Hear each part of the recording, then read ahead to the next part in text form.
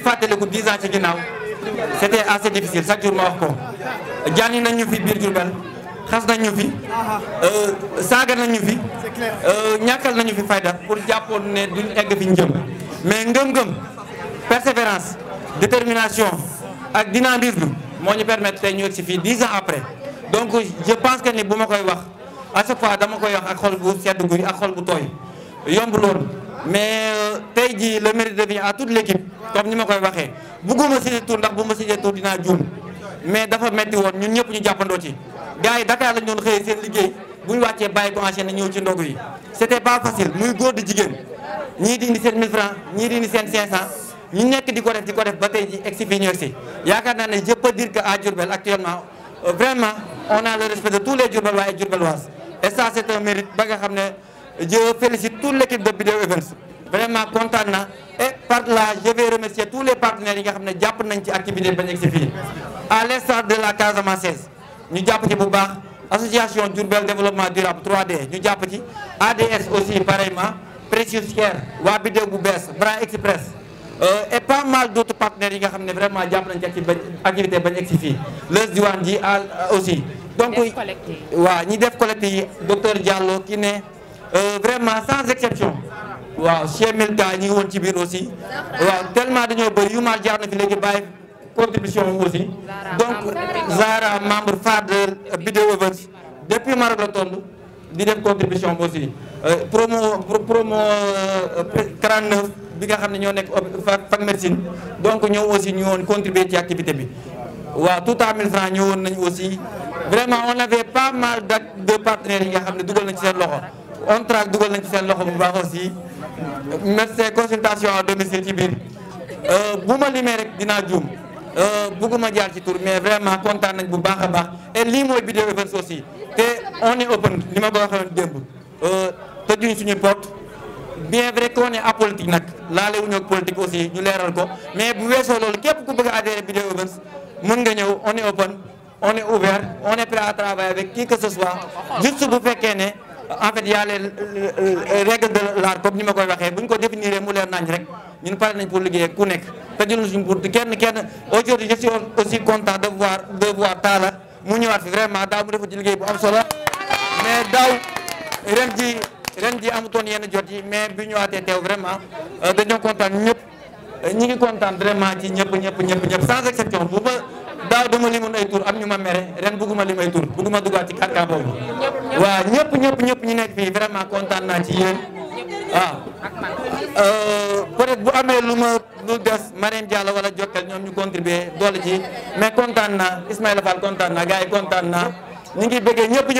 Bidew Events nag ñu ngi ñëw du yàgg ci yeneen activité ñu ngi ñëw ci stade bu Diourbel ñu ngi ñëw théâtre de verdure donc Bidew Events tout Bidew merci nga xam ne ñu ngi ji doon suivre ren depuis bi affaire bi commencé ci koor gi ak tey yaakaar naa ne tey laay door a jël parole fii di wax dama ne woon je préfère bàyyi gars yi ñu ne ci kanam man ma ne ci ginnaaw parce que du ma ci leen nit ñi dañuy commencé di gis ne xëy na mu ngi avancé ñu yaakaar ne dafa am ñu ne ci ginnaaw mais ñii la à chaque fois on nous demande ba léegi nii rek am na ku ma dégg mu naan comment vous faites du leneen naa juste de la volonté on sait amuñu dara yoruñu tous mais à chaque fois volonté bi moo ñu ëpp doole on se dit qu'on peut le faire ak lu mu rëy dañuy xëy ne ci des fois dañuy soxla 500 xëy yor 100 francs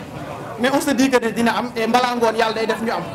bon di remercier ñëpp ñi nga xam ne jàpp nañ ci mais surtout di remercier toute la famille Diallo monsieur et madame Diallo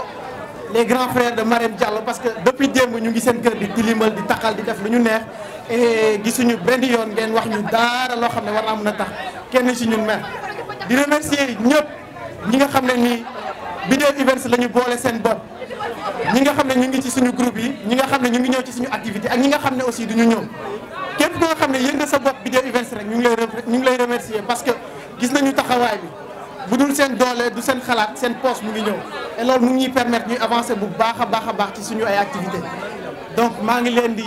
vraiment masawu coono di leen wax déwénati leen di leen ñëpp coono yi su ngeen ñibbee ngeen noppal bu baax a baax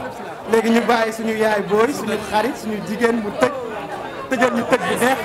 Marème précieuse la plus précieuse. yaakaar naa samay góor góor bu ñu waxee ba pare amatuma droit wax parce que li ñu waroon a wax yëpp wax nañ ko ba mu jeex. Je vais juste remercier ñi nga xamante ne ñi ñoo ñu jàppale depuis lors surtout ñi ñu yàgg a gëm ñi nga xamante ne nii ba Video Events di door ba léegi ñi ngi ànd ak ñoom ñu yàgg leen a gëm di ànd ak ñun ci suñuy activités et tout dañ leen di remercier bu baax di remercier samay parents parce que yàgg naa di nekk Video Events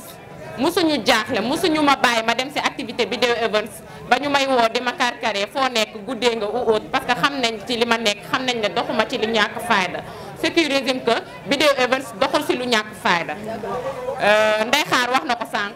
loolu moo tax presque mën nañ wax ne chaque année membres yi di gën a yokk membres yi di ñu gën a wuy si partenaires yi ñëpp bàyyiwuñu kenn remercier nañ ñëpp di remercier la population diourbelloise di leen wax ne doon nañu gën a neex ñu ñëw fi plus de 2 jours mais xëy na activités yi ñuy bàyyi biir